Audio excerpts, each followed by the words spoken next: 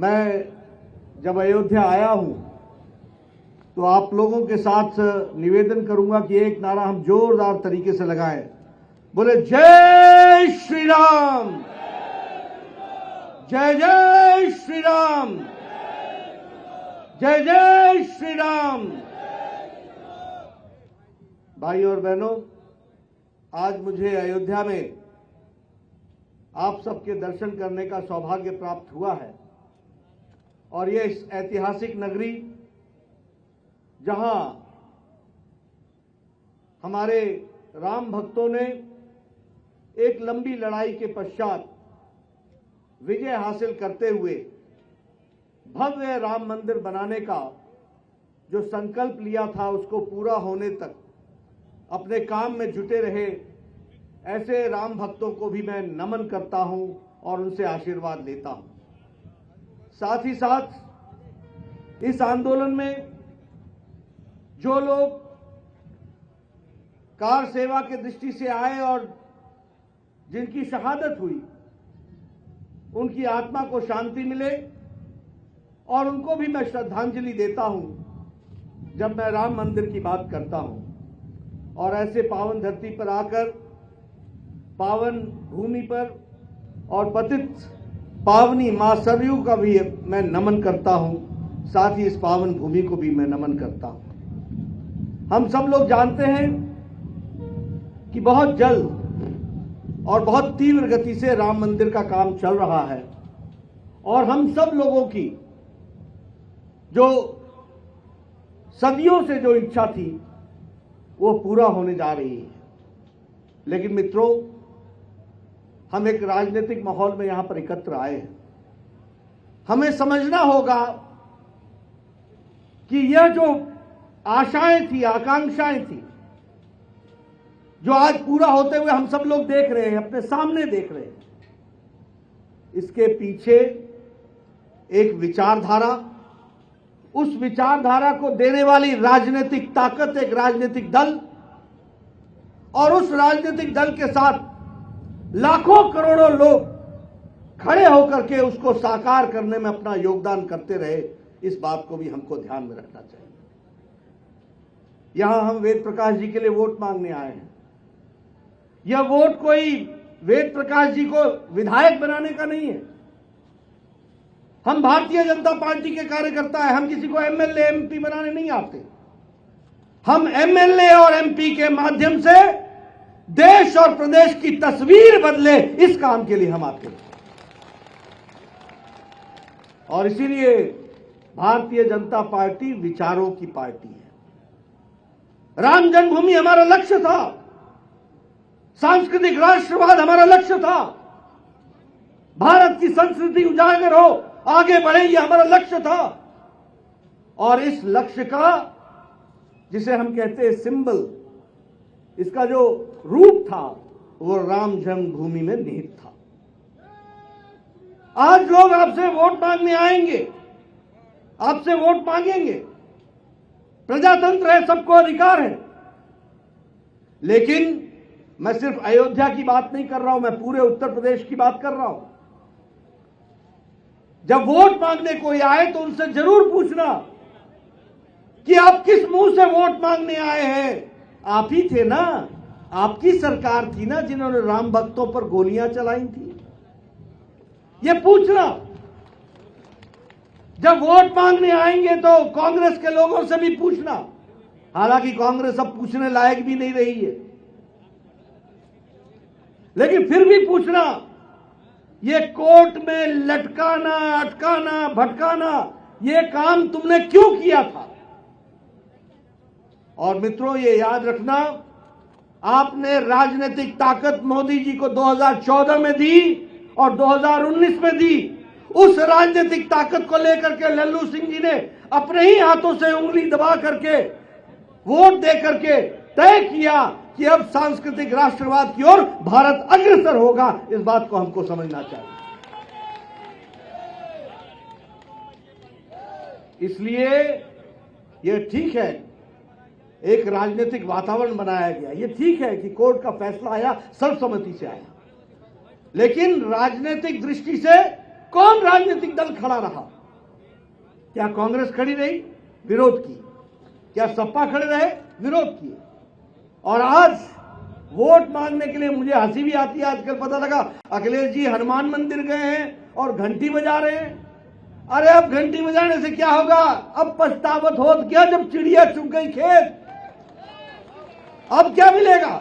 अब घंटी बजाओ जितना बजाना है, टीका लगाओ जितना लगाना है। आजकल मुझे कांग्रेसियों पर भी बड़ी हंसी आती है। ये नेता जिनको आचमन करने नहीं आता, जिनको चरणामृत लेने नहीं आता, वो आजकल चंदन लगा करके भाषण दे रहे हैं। ये सिखाया है तो भारतीय जनता पार्टी ने सिखाया है, इस बात को भी समझना चाहिए। इसलिए मित्रों, यह विषय वेद प्रकाश जी का नहीं है, यह विषय लल्लू सिंह जी का नहीं है, यह विषय देश प्रदेश को संभाल कर आगे ले जाने का है। और भारतीय जनता पार्टी एक वैचारिक पार्टी है, वो विचारों के लिए लड़ती है। आप बताइए, हमारा नारा था कि नहीं था? एक देश में दो निशान, दो विधान, दो प्रधान नहीं चलेंगे। हमारे भारतीय जनता पार्टी और जनसंघ के कार्यकर्ताओं के बाल सफेद हो गए, बुढ़ापा आ गया। एक सपना लेकर के चल रहे थे कि कश्मीर में धारा 370 समाप्त हो। आपने राजनीतिक ताकत दी, लल्लू सिंह जी को आपने वोट दिया, महेश जी को आपने वोट दिया, ये सांसद बने। इन्होंने अपनी ही उंगली से संसद में जाकर के बटन दबा करके धारा 370 को धाराशाही कर दिया। ये बात भी हमको समझनी चाहिए। और ये सिर्फ धारा 370 समाप्त करना ही नहीं था, 126 से ज्यादा भारत के कानून जम्मू कश्मीर में लागू नहीं होते थे, उनको लागू करने का काम किया। तो वो लल्लू जी और महेश जी ने सबने मिलकर के मोदी जी की इच्छा शक्ति और अमित शाह की रणनीति पर धारा 370 को समाप्त किया। अब सारे कानून जम्मू कश्मीर में लागू हो रहे हैं, यह भी हमको याद रखना चाहिए। सुप्रीम कोर्ट ने कहा था कि 3 तलाक हटा देना चाहिए, 3 तलाक की कोई जरूरत नहीं है, सुप्रीम कोर्ट ने कहा था। किसी राजनीतिक दल में यह ताकत नहीं थी। तुष्टीकरण की राजनीति में दबे हुए थे।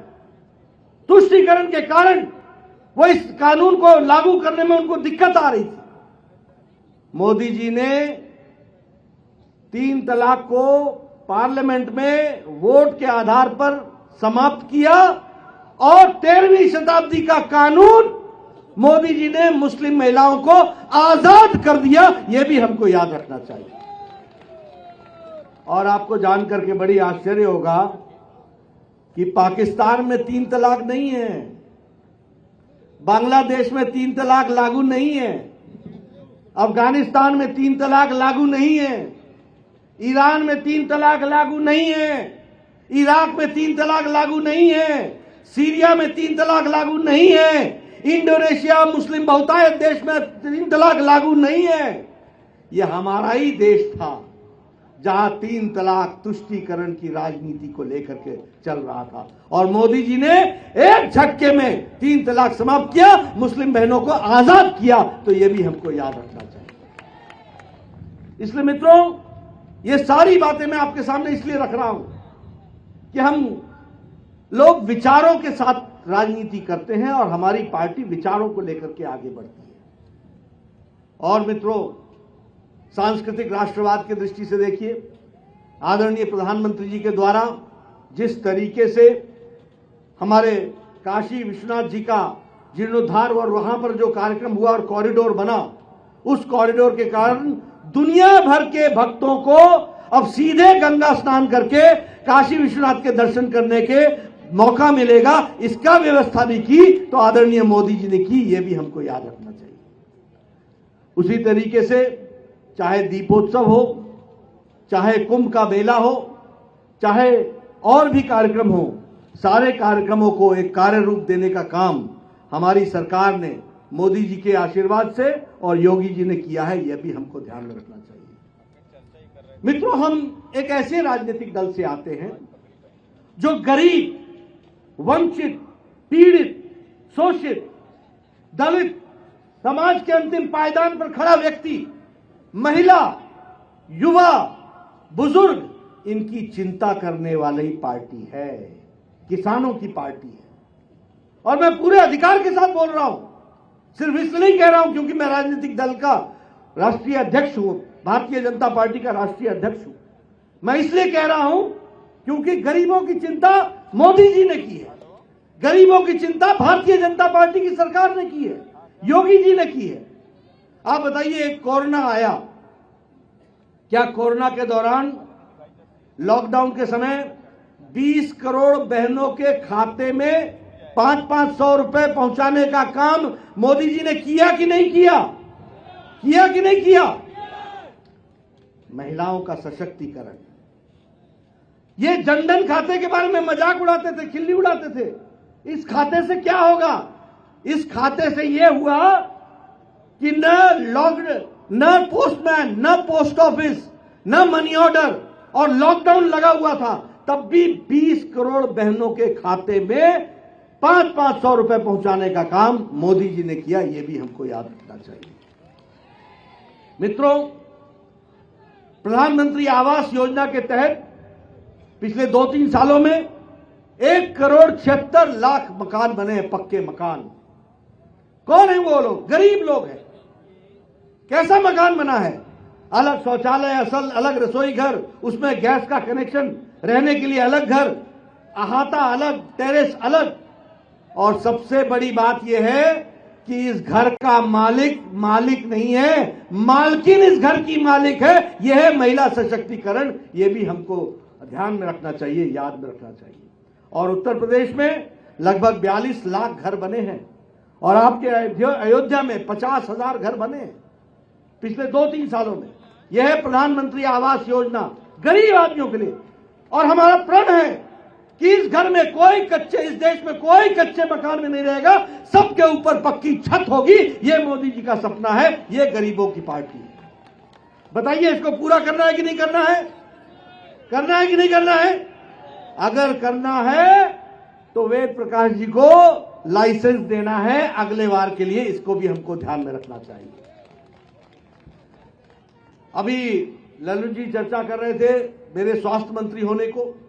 मुझे यह खुशी है कि मुझे मोदी जी ने, हमारे आदरणीय प्रधानमंत्री जी ने वो काम सौंपा जो दुनिया का सबसे बड़ा हेल्थ कवर है, आयुष्मान भारत। दुनिया का सारे अमेरिका का चुनाव हेल्थ सिक्योरिटी पर होता है, प्रेसिडेंट का चुनाव हेल्थ सिक्योरिटी पर होता है, यूरोप का चुनाव हेल्थ सिक्योरिटी पर होता है। लेकिन हेल्थ सिक्योरिटी और हेल्थ एश्योरेंस और हेल्थ इंश्योरेंस देने का काम ये यूरोप के पाश्चात्य देश भी नहीं कर पाए, जो काम मोदी जी ने कर दिया। 130 करोड़ का देश, इसमें 50 करोड़ लोगों को 5 लाख रुपए का गंभीर बीमारियों से लड़ने के लिए, इलाज के लिए हर साल 5 लाख रुपए का इंतजाम किया है। तो मोदी जी ने किया है, यह भी हमको ध्यान में रखना चाहिए। कितना? 5 लाख हर साल।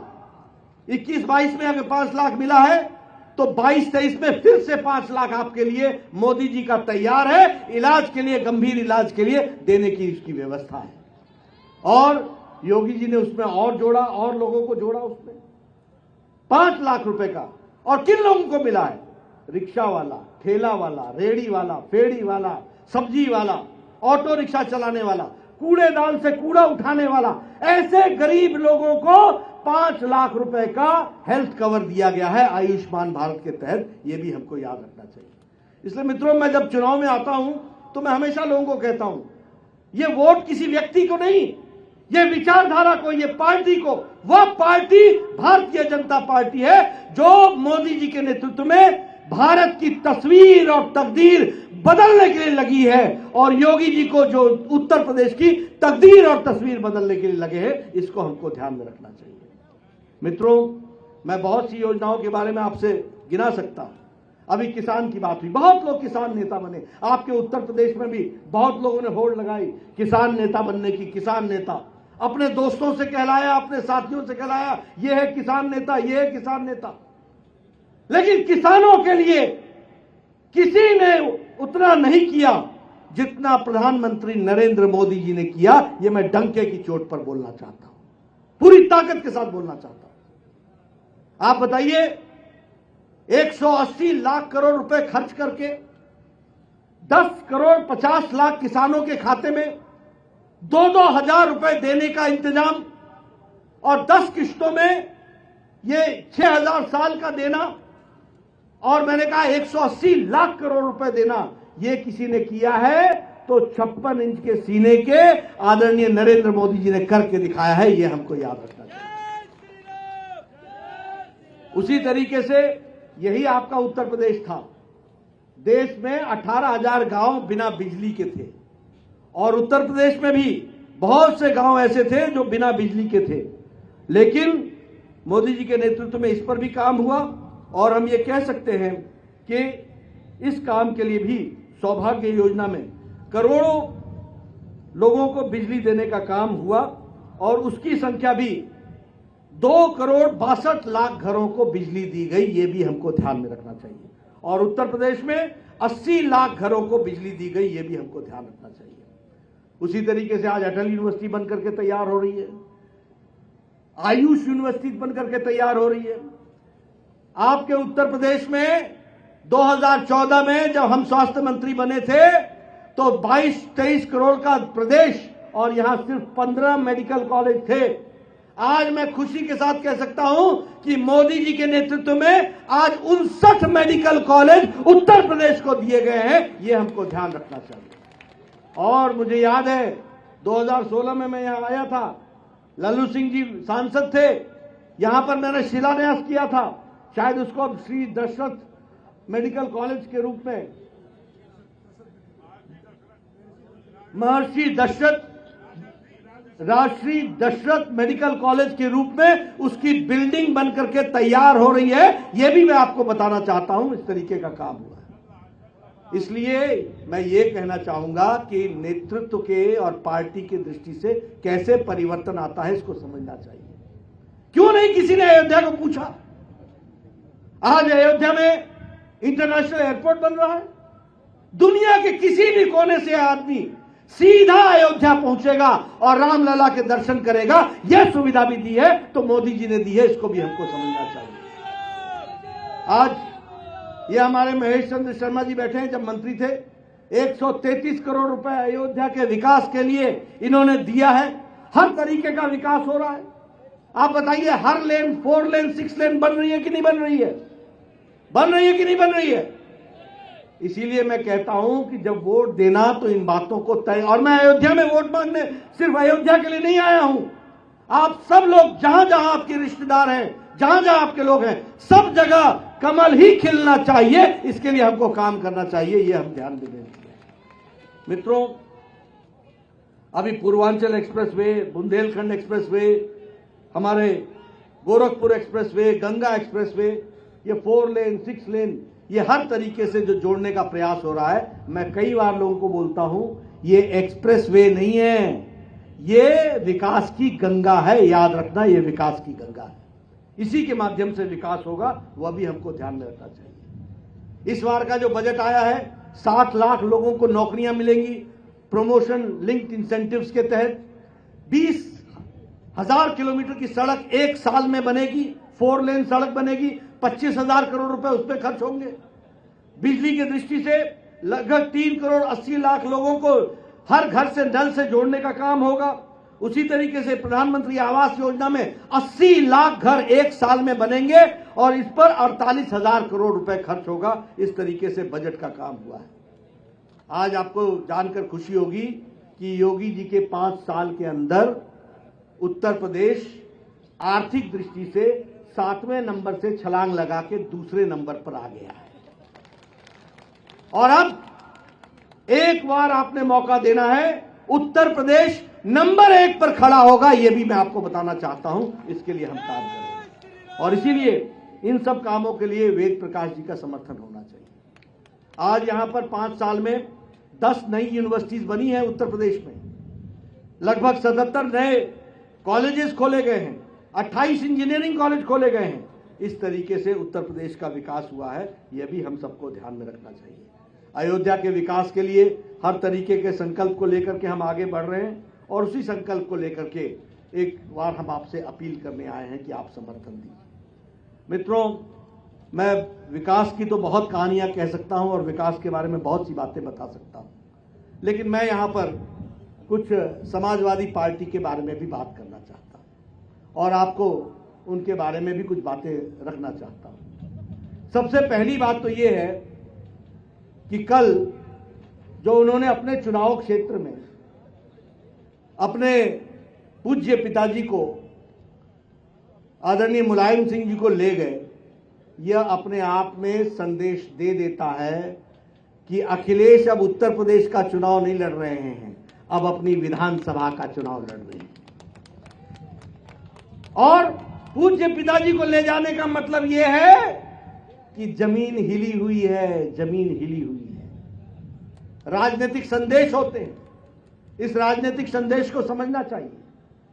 कल उन्होंने कहा कि भारतीय जनता पार्टी वाले संविधान की रक्षा नहीं कर रहे हैं, भारतीय जनता पार्टी वाले यहां रिजर्वेशन मुसीबत में पड़ जाएगा, यह अखिलेश जी ने कहा, और संविधान की रक्षा नहीं कर रहे हैं। और यह भी कहा कि झूठ बोलते हैं बीजेपी वाले, जो जितना बड़ा नेता है वो उतना ही झूठ बोलता है। मैं आपके सामने कुछ तथ्य रखना चाहता हूं। सबसे पहली बात, आप बताइए ओबीसी को संवैधानिक स्टेटस किसने दिया? आप तो इतने साल से थे, आपके पूज्य पिताजी तो भारत के केंद्र में मंत्री भी रहे, केंद्र की सरकार में भी रहे। कभी ओबीसी को संवैधानिक दर्जा देने में किसने रोका था? क्यों रुके थे कि नरेंद्र मोदी आएंगे और पिछड़ा वर्ग को संवैधानिक तरीके से उनकी रक्षा की जाएगी और संवैधानिक स्टेटस के साथ ओबीसी कमीशन बनेगा। यह मोदी जी ने करके दिया है। 10 साल के लिए रिजर्वेशन बढ़ाने का काम मोदी जी ने किया। यह आर्थिक दृष्टि से पिछड़े लोग, इनको 10% का आरक्षण देने का भी काम किसी और ने नहीं किया, आजाद भारत में किया है तो नरेंद्र मोदी जी ने करके दिया। यह भी हमको ध्यान में रखना चाहिए। इसलिए यह कहना कि हम आरक्षण को हटाएंगे, यह इस तरीके से छलावा करके आपके पास, आप बताइए कि यह समाजवादी पार्टी ने क्या किया, कांग्रेस पार्टी ने क्या किया, आप बताइए। हमने तो आपको गिना दिए। और रही बात संविधान की रक्षा की, मैं आपके सामने तीन घटनाएं आपके सामने रखना चाहूंगा। एक घटना है, और मैं चाहूंगा मीडिया वाले, मैं कई स्थानों पर यह बोल रहा हूं, मेरी बात को पता नहीं क्या कारण है लेकिन आप इसको उजागर नहीं कर रहे। मेरी बात गलत हो मुझे टोक दीजिए, मेरे खिलाफ मुकदमा चलाइए, लेकिन अगर मेरी बात सच्ची हो तो चुनाव में लोगों को मालूम होना चाहिए कि अखिलेश जी का असल तौर तरीका क्या है और समाजवादी पार्टी कैसे काम करती है। मैं आपके सामने 3 घटनाएं बताना चाहता हूं। एक घटना है 23 नवंबर 2007, नोट कर लीजिए। इस 23 नवंबर 2007 को उत्तर प्रदेश की 3 कचहरियों में बॉम्ब ब्लास्ट हुआ था। एक लखनऊ, एक अयोध्या, एक वाराणसी। 3 कोर्ट में बॉम्ब ब्लास्ट हुआ था। उसमें मारे जाने वालों की संख्या 15 थी, घायल होने वालों की संख्या 50 थी। उसकी जिम्मेवारी इंडियन मुजाहिदीन ने ली, उन्होंने इसकी जिम्मेवारी ली। और साथ में क्या कहा कि दशाश्वमेध घाट पर जो ब्लास्ट हुआ था 23/2/2005 को, जिसमें 7 लोग मारे गए थे और 9 लोग घायल हुए थे, उसी तरीके से नई दिल्ली के सरोजनी नगर, गोविंदपुरी, पहाड़गंज ब्लास्ट में जिसमें 62 लोग मारे गए थे और 2210 लोग घायल हुए थे, उसकी जिम्मेवारी उन्होंने ली थी। संकट मोचन वाराणसी ब्लास्ट, जिसमें 101 लोग घायल हुए और 28 लोग मारे गए थे, उसकी जिम्मेवारी ली। मुंबई के लोकल ट्रेन में ब्लास्ट की, जिसमें 209 लोग मारे गए और 706 लोग घायल हुए, उसकी जिम्मेवारी ली। और यहां पर आपके यूपी के एसटीएफ ने पूरी कोशिश की, वो नहीं पकड़ पाए। बाद में एनआईए ने और दिल्ली के क्राइम ब्रांच ने वहां एक व्यक्ति को पकड़ा जिसका नाम था हाकिम तारिक कासमी। हाकिम तारिक कासमी को पकड़ा और पकड़ने के बाद ये और एक दूसरा नाम था खालिद मुजाहिद, एक आजमगढ़ का रहने वाला था और दूसरा जौनपुर का रहने वाला था। इन दोनों के खिलाफ मुकदमा चला। मुकदमे में ये सारे केस जुड़े जो मैंने पढ़े आपके सामने। अखिलेश जी ने 2012 में बतौर मुख्यमंत्री 26/4/2012 को 15 आतंकवादी केस, जो मैंने अभी केस पढ़े, ये हाकिम तारिक कासमी से और खालिद मुजाहिद से ये केस विड्रॉ कर लिया। ये विड्रॉ कर लिया। और सुनिए, उसके बाद इलाहाबाद के हाईकोर्ट ने कहा कि मुख्यमंत्री को कोई अधिकार नहीं है, यह केंद्र के कानून के अंतर्गत आता है। और हाईकोर्ट का ऑब्जर्वेशन था कि आतंकवादियों को बचाना क्या यह सरकार का यह काम है? आज जो बोल रहे हैं कि संविधान की रक्षा नहीं होती, यह संविधान के रक्षक की कहानी सुना रहा हूं आपको मैं। इन्होंने विड्रॉ कर लिया। विड्रॉ करने के बाद हाईकोर्ट ने कहा कि विड्रॉ नहीं होगा, केस चलेगा। हाकिम तारिक कासमी के ऊपर 4 बार आजीवन उम्र कैद की सजा सुनाई गई और खालिद मुजाहिद की डेथ हो गई लू से, वो मारा गया, नहीं तो उसको भी सजा होती। यह है इनका असली चेहरा। अब इस चेहरे को मीडिया वाले अगर आप दिखा सकते हो तो दिखाओ। मेरी बात में दम नहीं है तो पूछो, मैं आंकड़ों के साथ बात करना चाहता हूं। दूसरी घटना सुनाता हूं आपको। शायद 22 मई 2007 गोलघर गोरखपुर बम ब्लास्ट, इसमें भी 6 से 7 लोग मारे गए थे। यहां भी तारिक कासमी पकड़ा गया था और तारिक कासमी को इससे भी छुड़ाया गया। ये भी केस है जो केस छुड़ाया गया। और तीसरी घटना आपको बताता हूं। 31 दिसंबर 2007 रामपुर में सीआरपीएफ के कैंप पर AK-56 के साथ, राइफल के साथ अटैक हुआ। 7 सीआरपीएफ के जवान मारे गए। 7 सीआरपीएफ के जवान। 7 परिवार के माताओं की गोद सूनी हो गई, बहनें विधवा हो गई, बच्चे अनाथ हो गए, कोई पूछने वाला नहीं। एनआईए ने इन्वेस्टिगेट किया और उसमें से एक हरकत उल इस्लाम नाम का एक संगठन और इंडियन मुजाहिदीन नहीं, लश्कर तौयबा, इनका कमांडर इन चीफ शहाबुद्दीन पकड़ा गया और शहाबुद्दीन के खिलाफ केस चला। अखिलेश जी ने उन 15 केस में ये रामपुर के भी शहाबुद्दीन को छोड़ने की सलाह दी और केस वापस लिया। इलाहाबाद हाईकोर्ट ने फिर बोला ये केस वापस नहीं होगा, केस चलेगा। 4 लोगों को सजाए मौत हुई और 3 लोगों को आजीवन कारावास हुआ। ये हुआ। यह है अखिलेश जी। क्या शपथ ली? शपथ क्या लेते हैं मुख्यमंत्री? मैं ईश्वर की शपथ लेता हूं कि मैं संविधान की रक्षा करूंगा। किया क्या? मैं ईश्वर की शपथ लेता हूं कि मैं आतंकवादियों की रक्षा करूंगा। आतंकवादियों की रक्षा की, और आज बोलते हैं कि संविधान की रक्षा नहीं हो रही है। फिर बोलते हैं, झूठ बोल रहे हैं। मैं राष्ट्रीय अध्यक्ष के रूप में बतौर आरोप लगा रहा हूं आप पर कि आपके मुख्यमंत्री काल में आतंकवादियों को आपने पनाह दी, उनको बचाया और रक्षक भक्षक बन गया और उत्तर प्रदेश की भोली भाली जनता को गुमराह किया। इसका मैं आरोप लगाता हूं।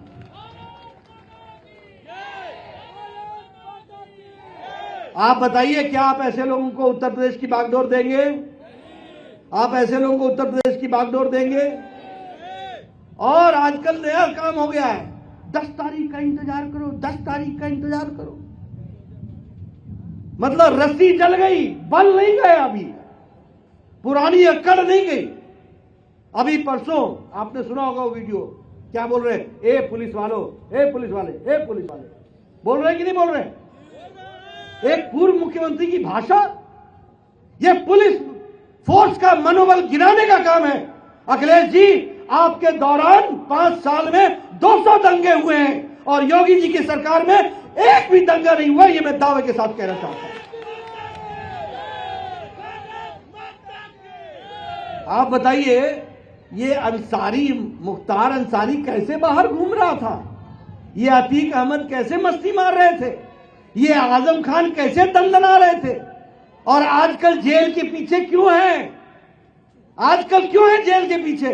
इसलिए है कि योगी जी के नेतृत्व में कानून व्यवस्था बनाई गई है, कानून का राज है। जो गलती करेगा वो जेल में होगा, चाहे वो माफिया हो, चाहे वो कोई भी हो। आप ये अमन चैन चाहते हैं कि नहीं चाहते हैं? आप चाहते हैं कि नहीं कि आपकी बहू बेटियां सुरक्षित रहे? इसलिए मैं कहने आया हूं मित्रों, ये लल्लू जी का चुनाव नहीं है, ये वेद प्रकाश का चुनाव नहीं है, यह चुनाव उत्तर प्रदेश को विकास की एक नई छलांग के साथ ले जाने का चुनाव है, और उसका पासपोर्ट है वेद प्रकाश। ये बात को हमको समझना चाहिए, ये हमको ध्यान रखना चाहिए। मैं ये सारी बातें आपसे इसलिए कर रहा था कि हमको गहराई से समझना चाहिए कि राजनीति का क्या अर्थ बनता है और उसको किस तरीके से हमको देखना है, इसको भी हमको समझना पड़ेगा। मित्रों, हम चुनाव गठबंधन में लड़ रहे हैं, अपना दल के प्रत्याशी हैं, निषाद पार्टी के प्रत्याशी हैं, हम सब लोग एक साथ हाथ मजबूत करके चल रहे हैं। मेरा आपसे निवेदन है कि आप निषाद पार्टी के भी प्रत्याशियों को और अपना दल के पार्टी के प्रत्याशियों को भी आप जरूर चुनाव जिताएं, ये आपको मैं कहना चाहता हूं। अंत में एक बात और कहते हुए अपनी बात समाप्त करूंगा। वैसे मैंने पहले कहा कि कांग्रेस पर टिप्पणी करना अच्छा नहीं है, क्योंकि उसका कोई अर्थ नहीं है यहां। लेकिन फिर भी राजनेताओं के बारे में मैं हमेशा कहता हूं, आप सब किसान हैं, चावल के एक दाने से नेता की किस्म पता चलती है। ये अखिलेश की हरकत जो मैंने आपको बताई ना, ये नेता की नीयत बताती है। लेकिन इतना ही नहीं है, अभी यहां पर प्रियंका जी आती है, मुझसे किसी पत्रकार ने पूछा, और पत्रकार ने पूछते हुए कहा कि आपको इनके बारे में क्या कहना है। मैंने कहा ये सब लोग रीडर हैं, लीडर नहीं है। तो मुझसे पूछने लगे रीडर क्या होता है। मैंने इनको कहा इनको पढ़ करके भाषण दे दिया जाता है, वो पढ़ते हैं। ये लोग राजनीति में कोई जीते थोड़ी ना है, चुनाव खत्म हो जाएगा चले जाएंगे। ये रीडर है, लीडर नहीं है। देखिए परसों क्या घटना घटी, मैं बताना चाहता हूं, आप कांग्रेस के भी चेहरे को पहचानिए। परसों घटना यहां बोलती है, मैं यूपी की बेटी हूं। पंजाब में पंजाब के मुख्यमंत्री ने वहां पर जो शब्द बोले वो आपको सुना रहा हूं, पंजाबी में बोले, ए यूपी दे भैये, ये बिहार दे भैये, ये दिल्ली वाले, इनको बढ़न नहीं देना, मतलब इनको घुसने मत देना। ये शब्द बोले कि ये यूपी के भैये, ये बिहार के भैये, ये दिल्ली वाले, इनको पंजाब में घुसने मत देना। और प्रियंका जी ताली बजा रही है। ये है इनकी सोच, ये है इनकी समझ, ये है इनकी जानकारी। इसीलिए मैं कहता हूं, देश बांटो, राज करो, देश में फूट डालो, राज करो, ये इनका उद्देश्य है। मित्रों, यह चुनाव यह चुनाव अपना दल और निषाद पार्टी के साथ भारतीय जनता पार्टी को सपोर्ट करने का चुनाव है। यूपी को एक नए विकास की ओर ले जाने का चुनाव है। आप सबका समर्थन मिलेगा, इसी विश्वास के साथ बहुत बहुत धन्यवाद।